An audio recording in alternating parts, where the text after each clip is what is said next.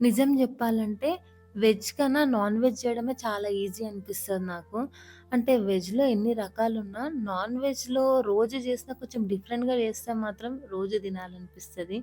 So, ఇంకా non veg లవర్స్‌కి అంతే గావచ్చు.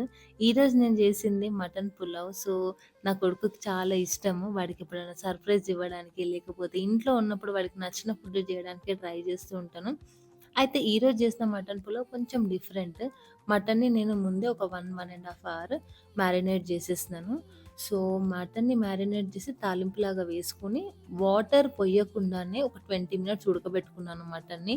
తర్వాత రైస్ గూడా వేసేసి ఇంకొక 10 మినిట్స్ మటన్‌తో పాటు ఫ్రై చేసిన తర్వాతనే రైస్‌కి సరిపడంత వాటర్ పోసేసి 1 విజిల్ అయితే పెట్టుకున్నాను. 1 విజిల్ తర్వాత ఒక 10 మినిట్స్ అట్లనే వదిలేసి మూత ఓపెన్ చేసుకుంటే రైస్ పర్ఫెక్ట్‌గా కుక్ అయితది.